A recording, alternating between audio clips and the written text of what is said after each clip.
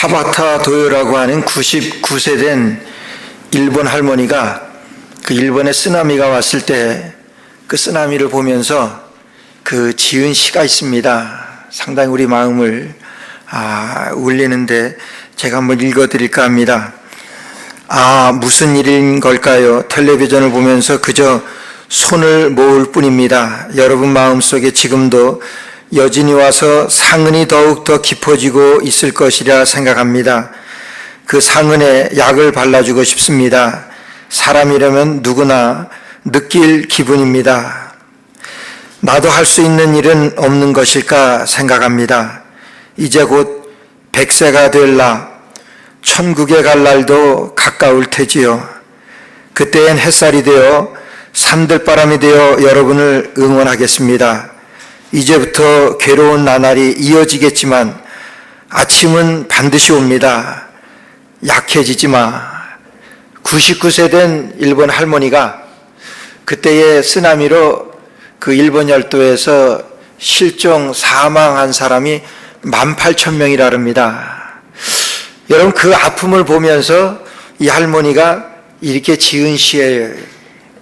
정말 이 풍랑이라고 하는 것은 모든 사람에게 위협이고 정말 얼마나 큰 아픔을 주는 그러한 일인지 모릅니다. 캄캄한 밤 사나운 바람이 몰아쳐 올 때 오늘 말씀은 유라굴로라고 하는 그 광풍을 이제 바울 사도가 이제 죄수의 몸으로 재판받기 위하여 로마로 향하는 중에 큰 광풍을 만나서 보름 동안 안간힘을 다 쓰면서 모든 것을 다 바다에 버리고 그리고 겨우 하나님의 은혜로 바울을 하나님께서는 보호하시기 위하여 바울에게 하나님께서 내가 로마에서도 복음을 전하여야 하리라 하는 그 말씀 때문에 하나님은 바울을 보호하시고 바울과 함께 있던 사람들을 구원하십니다.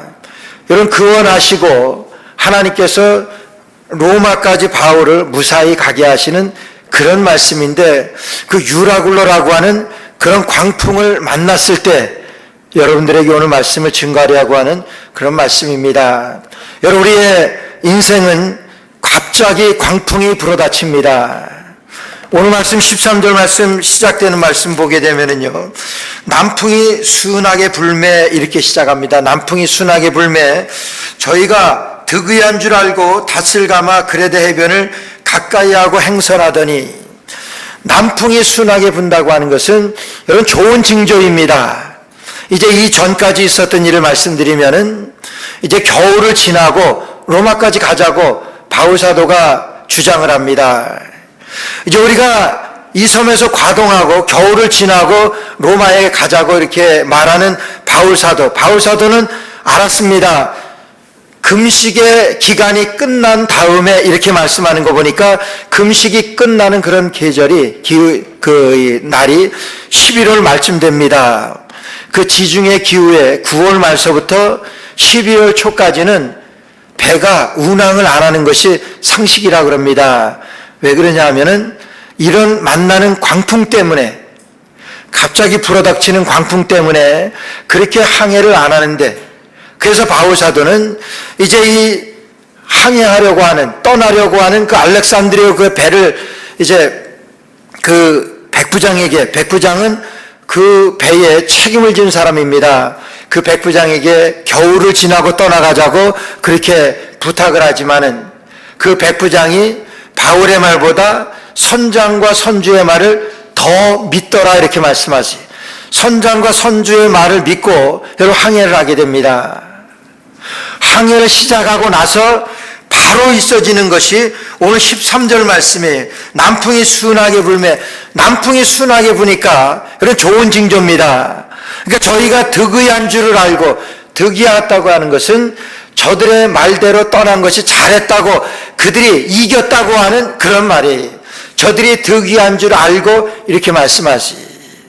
남풍이 순하게 분,니다 여러분 그런데 그들이 득의한 줄 알고 그레데 항을 중심으로 해서 이제 떠나게 되었는데 14절 보니까 얼마 못되어 섬 가운데로서 유라굴로라고 하는 광풍이 대자가니 유라굴로라고 하는 광풍의 이름입니다. 유라굴러라고 하는 광풍을 맞이하게 됩니다. 여러분, 인생은요, 갑자기 광풍이 불어닥칩니다. 어느 때 불어닥치냐 하면은 이런 순하게 남풍이 불어올 때 광풍은 갑자기 불어닥치는 것이 여러분의 인생의 그런 인생의 광풍이라고 하는 거예요.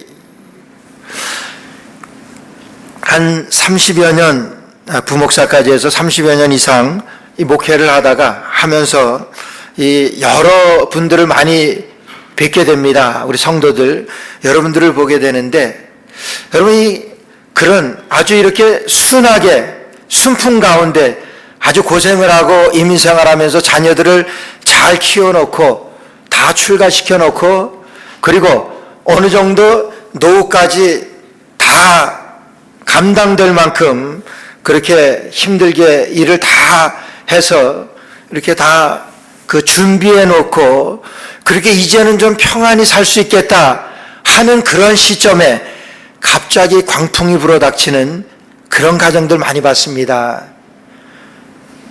그런 육체의 질병 때문에 또 사업이 잘 되다가 갑자기 불어닥치는 이런 남풍이 순하게 불다가 이런 모진 풍랑을 맞이하게 되는 그런 가정들을 많이 보게 됩니다. 여러분, 그럴 때 오늘 우리의 인생에서 오늘 성경이 다 그래요. 오늘 이 성경은 2000여 년 전에 쓰여진 말씀이에요. 근데 오늘 우리에게 어떤 말씀을 주느냐, 어떤 교훈을 주느냐 하는 거예요. 그게 진리입니다. 2000여 년 전에 쓰여졌지만은 오늘 우리가 살아가는 우리 이 세상에서, 이 시대에서 우리에게 주는 교훈이 여러분 그대로입니다. 이 말씀대로 여러분 이렇게 살면은, 믿음으로 살게 되면은 하나님의 인도로 살아가게 되어진다고 하면은 이런 광풍을 만나게 되어질 때 이런 광풍이 우리에게 주는 교훈이 있습니다. 첫째는요, 인간의 연약함을 인정하라고 하는 거예요. 우리가 이런 광풍을 만날 때 속수무책입니다. 우리는요, 우리의 힘으로 할 수 있는 것은 아무것도 없습니다. 여러분, 나폴레옹은 내 사전에는 불가능이 없다고 이렇게 얘기했다 그럽니다. 여러분, 믿는 사람들에게는 내 사전에는 가능이라고 하는 것은 하나도 없습니다. 이것이 우리 성경입니다. 여러분, 사람이 할 수 있는 것은요, 우리가 할 수 있는 것은 아무것도 없는 것이 성경이에요. 하나님이 아니하시면, 하나님이 함께하지 아니하시면은 우리 인생으로는 아무것도 할 수 없는 것이 우리 인생입니다. 나는 모든 것을 할 수 있을 것 같아요. 그런데 막상 이런 일을 당하고 나게 되면은 할 수 있는 것은 아무것도 없습니다.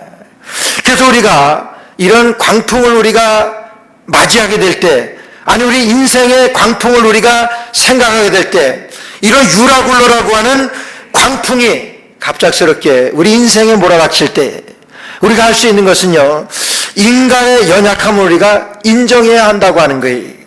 하나님이 하지 아니하시면은 우리는 아무것도 할 수 없는 그런 존재라고 하는 것을 인정할 수 있느냐 하는 거예요.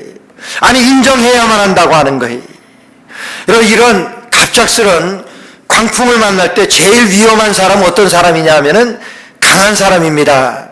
내 힘으로, 내가 이제까지 살아왔는데 내 힘으로 내가 할 수 있다고 여겨지고 또 그렇게 살아왔던 그런 사람들, 여러분, 그런 사람들은요, 금방 꺾입니다. 우리 한국에서 가끔 보게 되면은 우리 학생들이 자살하는 아이들이 있어요. 학생들이 자살하는 아이를 보게 되면은 자기 공부가, 자기 학업이, 자기 성적이 떨어져서 자살하는 그런 것들을 종종 봅니다. 여러분, 그런데 여러분, 그 자살하는 아이들 보세요. 어떤 애들이 합니까? 1, 2등 하다가 조금 밀리는 애들, 도저히 정말 자기의 자존심이 허락하지 않고, 근데 계속 뒤에 있던 애들은, 그냥 그런 광풍에 시달리던 애들은, 공부 못하는 애들, 꼴찌하던 애들은 뭐 그런 것에 별로 개의치 않습니다. 인생의 광풍에서 어린아이, 그런 학생 때 그렇게 맞이하는 아이들이 있어요. 사업에서도 그렇습니다. 정말 승승장구하고 내가 여기까지 왔는데 내가 무너져, 여러분, 견디지를 못합니다. 그래서 인생을 마감하게 되는 그런 일들을 우리가 종종 보게 됩니다. 여러분, 무엇입니까? 우리 인생에서 그런 광풍이라고 하는 것은 누구에게나 찾아올 수 있는 것이고, 그런 광풍이 우리에게 몰아닥칠 때 우리가 생각해야 되는 것은 나는 연약하다고 하는 것을 인정해야 하는 거예요. 우리 인간의 연약함을 인정해야 하는 겁니다. 우리 인간의 연약함을 인정하게 되면은 거기에서 무엇이 나오게 되냐면 나는 할 수 없습니다. 나는 할 수 없게 된다고 하는 것은 우리 하나님은 하실 수 있습니다. 이런 그런 고백이에요. 여기서 이 선장과 선주들이 여기 미항에서부터 이제 베닉스까지 가려고 하는 그 항해입니다. 여러분, 미항에서부터 베닉스라고 하는 것은 짧은 거리예요. 그것은 뭐 웬만한 광풍을 만나게 된다고 하더라도 거기까지는 미칠 수 있다고 하는 그런 상식들이 그들에게 있었던 그런 상황들입니다. 그 미항에서부터 베닉스까지 아마 이 사람들은 자신 있게 갈 수 있기 때문에 이제 백부장에게 아닙니다, 갈 수 있습니다, 이렇게 주장을 했어요. 바울은 아닙니다, 여기서 겨울을 나고 가야 합니다, 그렇게 주장했지만 어떻게 됐습니까? 미항에서부터 베닉스까지는 정말 상식적으로도 생각할 때 충분히 갈 수 있는 그런 항해였습니다. 항해였을 수 있습니다. 근데 어떻게 됐습니까? 가다가 풍랑을 만나는 거예요. 내 힘으로 할 수 있습니다. 우리의 힘으로 할 수 있습니다. 미항에서부터 베닉스까지는 우리가 충분히 할 수 있으니까 이제 백부장이요, 가도 됩니다. 백부장이 선장과 선주의 말을 더 믿더라 그랬어요. 우리는 할 수 있습니다. 나는 할 수 있습니다. 뭐예요? 여러분, 세상이 우리에게 주는 교훈입니다. 세상은 우리에게 너는 할 수 있어. 여러분, 그런 사람들이 뭐예요? 세상에 성공하는 사람들이잖아요. 세상에서는 그걸 가리킵니다. 너는 할 수 있어. 너는 할 수 있어요. 아니, 나는 할 수 있습니다. 여러분, 그런 사람들이 세상에서는 성공을 합니다. 여러분, 그런 사람들이 이런 인생의 풍랑을 만나게 될 때, 유라굴로라고 하는 광풍이 대작할 때, 광풍을 만나게 될 때 아무것도 할 수 없어요. 그런 사람들은 어떻게 됩니까? 그냥 포기할 수밖에 없는 거예요. 죽습니다. 자기 인생을 끊습니다. 여러분, 우리가 인생의 연약함을 인정하고, 여러분, 나는 할 수 없습니다. 하나님께서 하나님만이 하실 수 있습니다. 마태복음 5장 8절에 심령이 가난한 자는 복이 있나니 천국이 저희 것이라 그랬어요. 심령이 가난한 자라고 하는 것은 심령의 사형 선고를 받은 사람이라고 하는 그런 말이에요. 내 심령이 그렇다고 하는 것은 내 중심에, 여러분 마가복음에는 내 마음이라고 표현을 해요. 마음에 사형 언도를 받은 사람은 복이 있나니 천국이 저희 것이라고 그랬어요. 하나님의 사람이라고 하는 거예요. 여러분, 내 마음에 사형 선고를 받았다고 하는 것은, 내 심령에 사형 선고를 받았다고 하는 것은, 나는 사형 선고를 받은 사람이 뭘 합니까? 나는 아무것도 할 수 없습니다. 하나님만이 하실 수 있습니다. 여러분, 그렇게 말하는 사람, 그렇게 인정하는 사람, 그 사람은 복이 있나니 천국이 저희 것임이라 말씀하세요. 내 심령에 사형 선고를 받은 것을 내가 고백할 수 있는 사람, 내 마음에 주님 아니면은 나는 아무것도 할 수 없다고 그것을 고백할 수 있는 사람, 그 사람은 복이 있나니 천국이 저희 것이며, 우리 인간의 연약함을 인정할 수 있느냐 하는 거예요. 이 선장과 선주들은 연약함을 인정하지 않습니다. 그래서 미항에서부터 이 베닉스까지는 우리 갈 수 있습니다. 얼마든지 할 수 있습니다. 이런 그거예요. 여러분, 순풍일 때는 할 수 있죠. 남풍이 불고 순항할 때는 충분히 할 수 있습니다. 여러분, 유라굴로가 부를 때, 유라굴로가 대작할 때, 광풍이 대작할 때, 그때는 아닙니다. 우리 인생의 광풍은요, 우리의 인생은 갑자기 광풍이 불어닥치는 우리의 인생들이에요. 순풍이 불어서 좀 잠잠해서 이제는 좀 살만하면은 갑자기 불어닥치는 그런 광풍들, 여러분, 우리 많이 봅니다. 아니, 보는 것만이 아니라 여러분, 나에게도, 내 인생 가운데도 얼마든지 내가 당할 수 있는 그런 위기라고 하는 거예요. 그런 위기를 우리가 생각을 하면서 우리가 기억해야 될 것은, 우리가 이 유라굴로를 우리가 대하면서, 유라굴로를 보면서 우리가 교훈을 얻는 것은 우리 인간의 연약함을 우리가 인정할 수 있느냐 하는 거예요. 인간의 연약함을 인정해야 된다고 하는 거예요. 두 번째로 우리가 우리 인생에 이런 유라굴로라고 하는 광풍이 우리에게 몰아닥칠 때, 인생을 갑자기 광풍이 불어닥칠 때, 두 번째로요, 삶의 우선순위를 재정립하는 것입니다. 삶의 우선순위를 정리하는 거예요. 내 삶의 우선순위가 무엇이냐 하는 거예요. 오늘 말씀 보니까요, 14절 말씀 보니까 얼마 못되어 섬 가운데로서 유라굴로라고 하는 광풍이 대자가니 배가 밀려 바람을 맞추어 갈 수 없어 가는 대로 두고 쫓겨가다가 그랬어요. 이제는 배를 마음대로 안 됩니다. 광풍이 부니까 광풍에 밀려다니는 거예요. 유진 피어슨이라고 하는 그 목사님은 이 구절을 이렇게 설명을 합니다. 배는 완전히 그들의 통제를 벗어나고 말았습니다. 풍랑 가운데 떠다니는 나뭇잎 신세가 되었습니다. 그럼 풍랑 가운데 떠다니는 나뭇잎 신세가 되었습니다. 이 구절을 이렇게 설명을 해요. 그리고 이것이 우리 인간의 실존 아닙니까? 풍랑에 떠다니는 나뭇잎 같은 것이 우리 인생이라고 하는 거예요. 여러분, 내가 생각했던 대로 아무것도 할 수 없는 것이 우리 인생이라고 하는 거예요. 제가 초등학교 때 공부를 잘했습니다. 학생들이 몇 명 안 돼가지고 계속 1등만 했는데, 그래서 시험이나 뭐 이런 것들이 시험 보고 그러는 것이 두렵질 않았어요. 그래서 그냥 평소에 그냥 있는 대로 해도 그냥 계속 1등을 하니까 학생들이 몇 명 안 됐거든요. 그렇게 하니까 그랬었는데, 겨울 초봄 경칩이 되기 전 어느 날 아이들하고 이제 그 시골이었었기 때문에 개구리를 잡으러 갔어요. 개구리를 잡아가지고 개구리 보러 갔다가 어떻게 그 얼음물에 손을 넣고 이 돌을 들쳐가지고 개구리를 잡는 것이, 그 개구리를 그렇게 잡아요. 못 잡아본 사람이 많을 텐데, 개구리가 그 큰 돌을 이렇게 들쳤다가 딱 어떻게 잘못 손가락이 그 안에 있는 거를 모르고 그 돌을 확 놨어요. 그러니까 이 손가락이 여기 찧어가지고 그때 손톱이 빠졌는데, 제가 지금 생각해도 제 일생에 그것만큼 아파본 적이 없어요.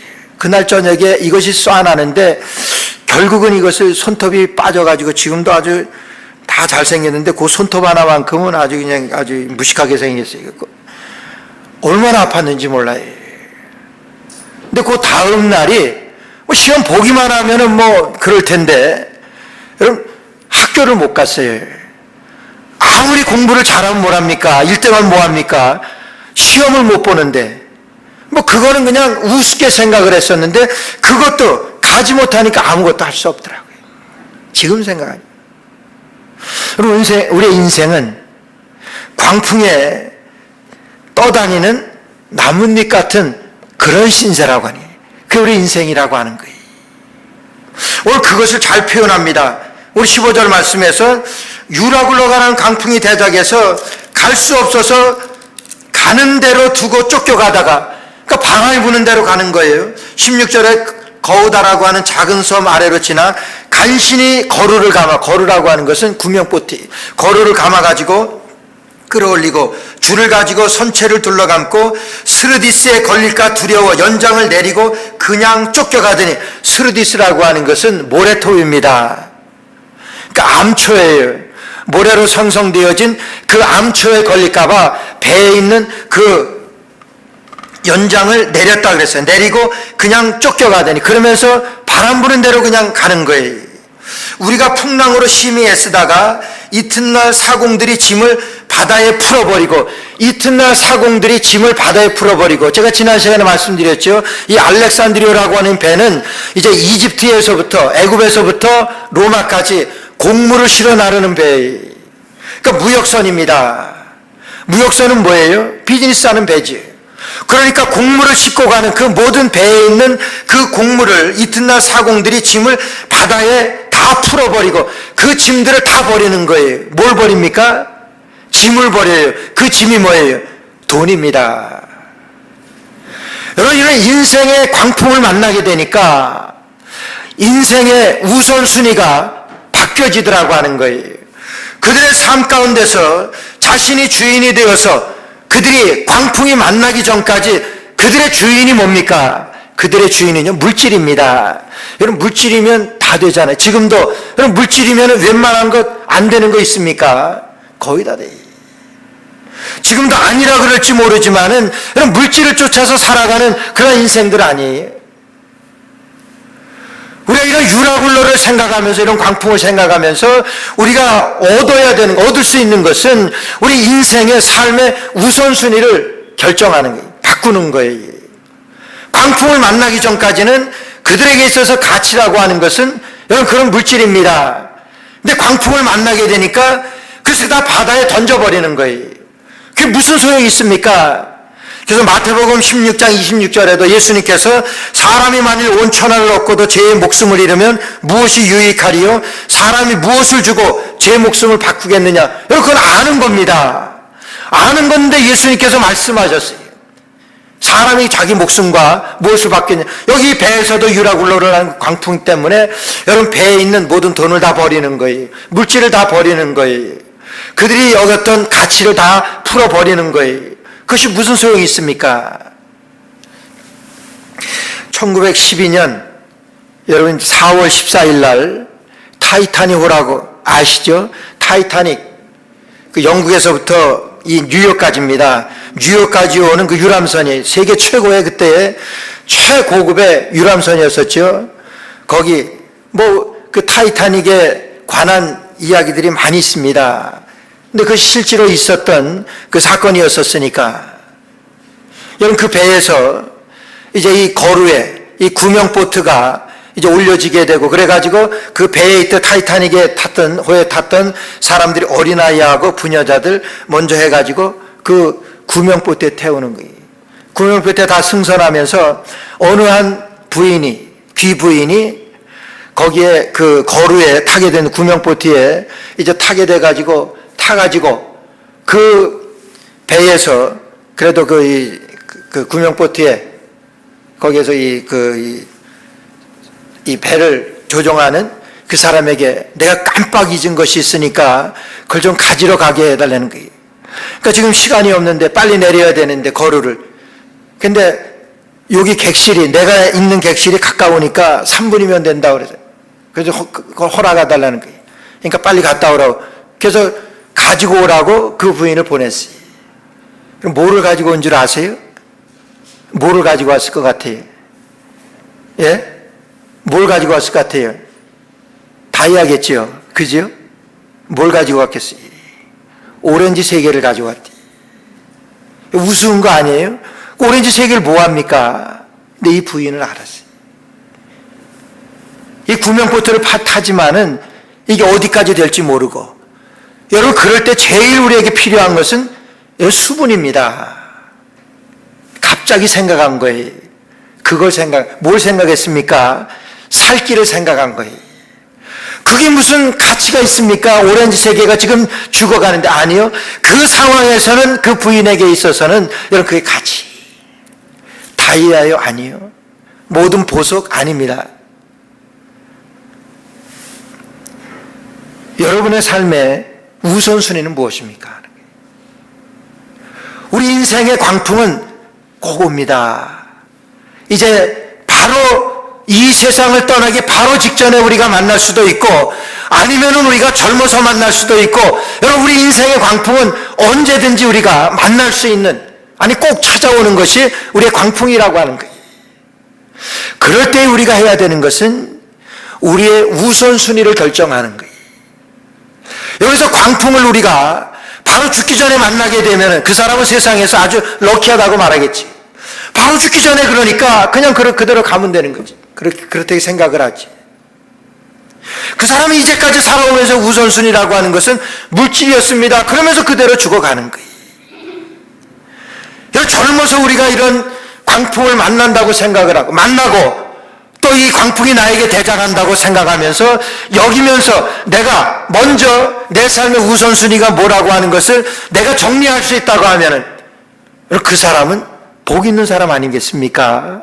내가 하나님 앞에 갈 때 예수님께서 한 부자 청년하고 여러분 대화하시잖아요. 부자 청년이 예수님이 이런 구원에 대한 확실한 그런 프리스크립션을 할 수 있을 거라고 그는 믿고 예수님을 찾아왔잖아요. 부자 청년이. 그래서 예수님께 내가 어떻게 해야지 영생을 얻을 수 있습니까? 바로 잘 찾아왔습니다. 예수님께만 나오면 구원을 받는 거예요. 구원 받는데 예수님께 나와서 어떻게 하느냐 하는 거예요.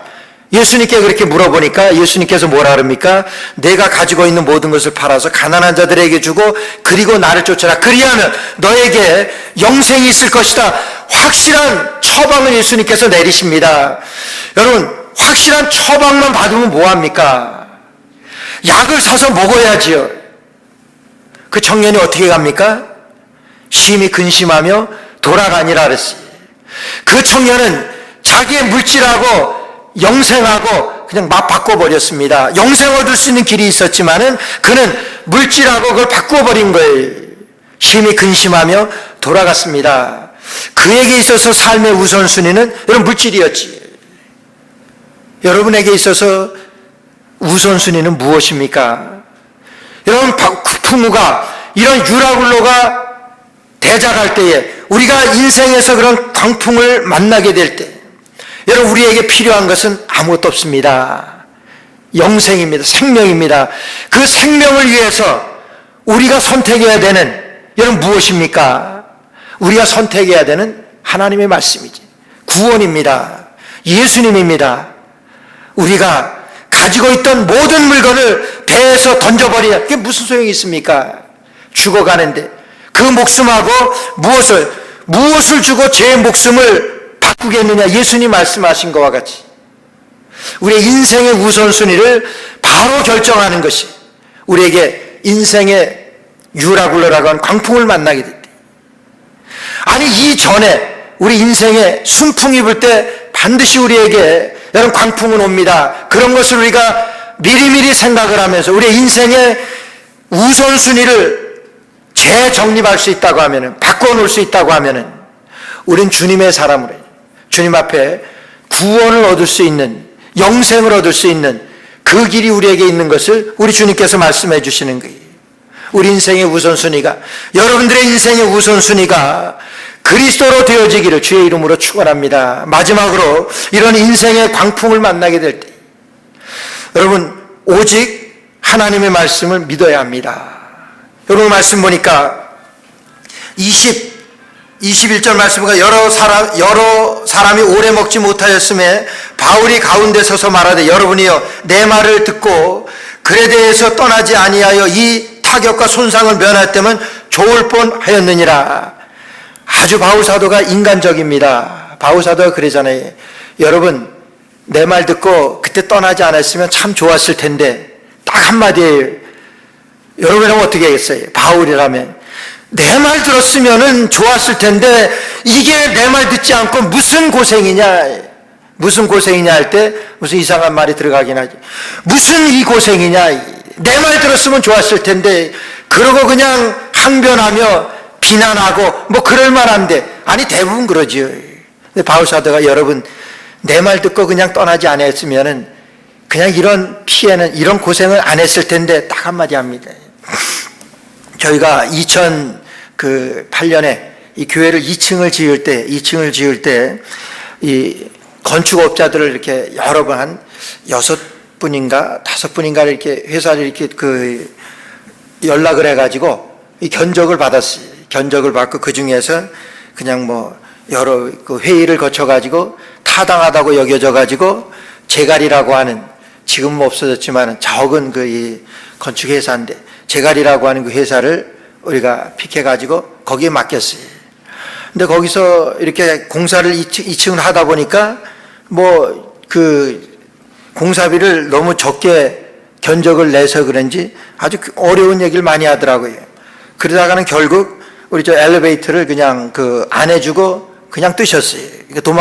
도망은 안 가고 그냥 안 해주고 그냥 손 씻어버리고 간 거예요. 그러니까 그건 고스란히 우리 몫이 되었지. 그러니까 이게 여러 날 동안 오면서 목사님 내가 뭐라 그러더냐고. 그거 왜 제가 결정했습니까? 같이 회의해가지고 여러분들이 같이 결정했는데, 물론 책임은 목사에게 있지. 그건 우리가 이렇게 하자, 내가 이렇게 하자 할 때 이렇게 했으면 되고, 내가 저 회사 하자 할 때 저 회사 했으면 그렇지 아니했을 때. 근데 그 사람도 공사비가 많이 드니까 뭐 어쩔 수 없어서 그냥 털고 그냥 나간 거겠지요. 그렇게 안 했으면은, 그게 우리 인간입니다.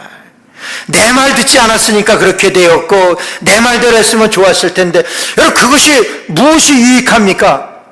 일이 되어진 다음에, 이렇게 되어진 다음에, 이 풍랑을 이렇게 만났는데, 지금 보름 동안 먹지도 못하고, 배에 있는 모든 것을 다 버리고, 어떻게 해서든지 살아남기 위해서 발버둥 치고 있는 그 마당에서 내 말 듣지 않고 이렇게 했으니까 이런 고생하는데, 이게 무슨 일이야? 이게 무슨 소용이 있어요? 그러나, 점잖게 한마디는 할 수 있지. 그때 내 말 듣고 떠나지 않았으면은 여러분들 이런 고생을 하지 않았을 텐데, 이러면서 뭐라고 말하냐면, 바울사도가 보세요. 자, 여러분이요, 내가 여러분들을 권하는데 이제는 안심하라. 너희 중 생명에는 아무 손상이 없겠고 오직 배뿐이니라. 나의 속한 바 곧 나의 섬기는 하나님의 사자가 어젯밤에 내 곁에서 말했습니다. 여러분, 지금 광풍은 계속해서 대작하고 있습니다. 어떻게 될지 모르고 바람이 밀려가지고 죽기 일보 직전에 그냥 모든 배에 있는 걸 다 버리고 보름 동안 먹지도 못하고 기진맥진해서 뭐라고 표현하냐면, 저들에게 구원의 여망이 다 없어졌더라 그랬어요. 그러니까 저들이 살아날 길이 하나도 없어졌다 그랬어요. 하나도 없다 그랬어요. 구원의 여망이 다 사라졌더라 그랬어요. 죽을 상황입니다. 그런데도 바울 사도가, 여러분 내 말 듣고 떠나지 않았으면 좋을 뻔했는데, 그러나 여러분 내 말을 들으십시오. 어젯밤 주의 사자가 내게 나타나서 말씀하셨습니다. 여러분들, 오늘 여러분 모두에게 이 풍랑으로 인하여 여러분들 생명에는 아무 손상이 없을 것입니다. 다만 배는 그냥 없어졌죠. 여러분들에게 아무 손상이 없을 것입니다. 하나님께서 주의 사자가 어젯밤에 나에게 나타나서 말씀하셨습니다. 이것을 그 276명이나 되는 많은 사람들에게 크게 외쳐댑니다. 이게 뭐예요? 복음입니다. 하나님이 살려주실 것입니다. 그렇게 말을 하는 거예요. 여러분, 이 말씀 믿을 수가 있어요? 바울 사도는 이 말씀 믿었습니다. 여러분, 이 말씀 믿을 수 있겠어요?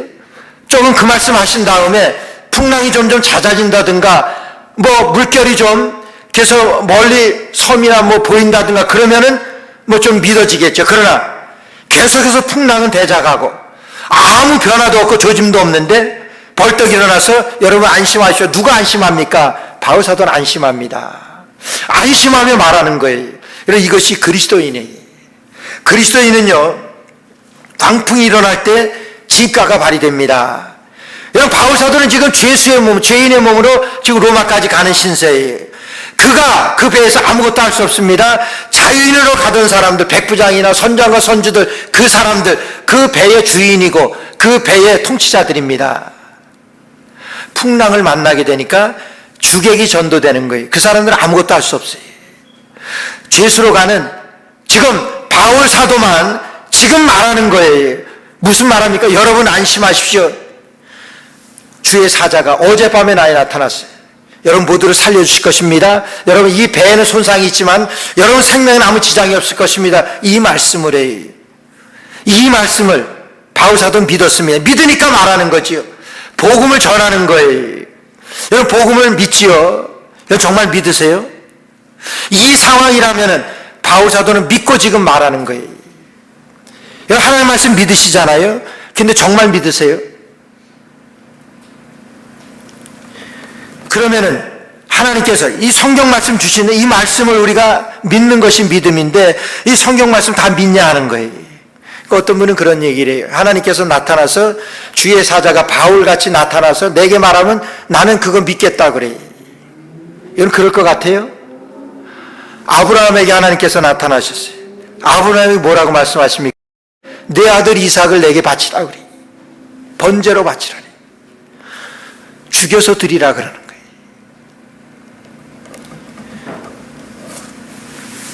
주께서 나타나셔서 말씀하셨어요. 아브라함 어떡합니까? 아침 일찍 일어나서 그 말씀대로 아들을 죽이려고 모리아산으로 올라가요. 여러분, 아브라함이라면 하나님이 나타나셨어요. 내 아들 드리라. 근데 여러분 어떡하겠어요? 이제 말씀으로 좀 써주셔야지요. 내가 믿기 위해서 공증해 주셔야지. 여러분, 하나님의 말씀, 이런 위기를 당할 때 우리에게 필요한 것은 하나님의 약속이에요. 하나님의 말씀이에요. 여러분 안심하십시오. 주의 사자가 어제 저에게 말씀하셨습니다. 이 배 빼놓고는 여러분들의 생명에는 아무 지장이 없도록 하나님이 살려주실 것입니다. 여러분, 복음이에요. 이 말씀. 빌립보서 4장 6절 7절 말씀 보니까 아무것도 염려하지 말고 오직 기도와 간구로 너희 구할 것을 하나님께 아뢰라. 그리하면 모든 지각에 뛰어난 하나님의 평강이 그리스도 예수 안에서 너의 마음과 너의 생각을 지키시리라 약속하셨어요. 바울 사도는 이 말씀 믿은 거예요. 아무것도 여러분 염려하는 사람이 이런 말씀을 하겠어요? 여러분 안심하십시오. 내가 안심이 되고 내가 염려가 없으니까 이런 복음을 전하는 거예요. 바울 사도는 믿었습니다. 계속해서 이 말씀 들은 대로 암송하고 들은 대로 믿고, 그러니까 여러분들 안심하십시오. 아무것도 염려하지 말고 기도와 간구로 너희 구할 것을 하나님께 아뢰라. 모든 지각에 뛰어난 하나님의 평강이 그리스도 예수 안에서 너희 마음과 너희 생각을 지키시리라. 너희들 안심하게 하실 것이다. 평안하게 하실 것이다. 하나님의 약속이. 이런 광풍을 만날 때 하나님의 말씀을 온전히 믿는 것입니다. 주의 말씀을 믿으시기를 주의 이름으로 축원합니다. 하나님의 말씀. 워싱턴에 가면은 링컨 기념관이 있습니다. 아주 보진 못했지만은 그 링컨 기념관에 가면은 링컨 대통령이 평소에 보던 성경책이 있대요. 우리가 성경책 보게 되면은 성경책에 많이 읽은 부분은 이렇게 닫아놓으면 알아요. 거긴 좀 이렇게 불룩해요. 많이 내가 읽은 그런 부분은. 저도 이렇게 보면 사도행전 쪽이 좀 이렇게 찌글찌글하고 이렇게 책장에 이렇게 돼. 그리고 그 중에서도 많이 읽은 데는 그냥 글자도 잘 이렇게 보여요. 자꾸 이렇게 그 말씀을 믿으니까, 믿기 위해서. 유난히도 링컨 대통령이 보던 그 성경에 어느 한 부분이 글씨가 안 보일 정도로 희미할 정도로 그렇게 많이 손때가 그렇게 가 있대. 가서 한번 확인해 보고 싶어요. 시편 34편 4절 말씀이더래요. 시편 34편 4절 말씀에 내가 여호와께 구하매 내게 응답하시고 내 모든 두려움에서 나를 건지셨도다. 그럼 언제 이 성경을 보았겠습니까? 두려울 때 봤겠죠. 두려울 때 봤습니다. 그 많은 정적들, 죽인다고 위협하는 그 무리들, 그럴 때마다 이 링컨은 말씀을 보는 거예요. 내 모든 두려움에서 나를 건지셨습니다. 내 모든 두려움에서 나를 건지셨습니다. 하나님의 말씀입니다. 우리가 이런 인생의 광풍을 만날 때에 하나님의 말씀을 온전히 신뢰하시는 저 여러분 되시기를 주의 이름으로 축원합니다. 기도드리겠습니다. 하나님 은혜를 감사합니다. 내 모든 두려움에서 나를 건지셨습니다. 우리 인생의 광풍이 불어닥칠 때에 하나님 우리가 기억해야 될, 우리가 깨달아야 될 하나님의 말씀입니다. 말씀 가운데 생명 있는 것 하나님 명심하게 하시고, 생명 되신 예수 그리스도가 우리의 주인 되시기 때문에 나는 할 수 없고 주님만이 하실 수가 있습니다. 주님만 의지하며 우리 주님 앞에 나아가 우리의 삶의 우선순위가 결정되어 하나님의 이름이 존귀하게 되어지는 우리의 인생들 되게 하여 주옵소서. 예수님의 이름으로 기도드리옵나이다. 아멘.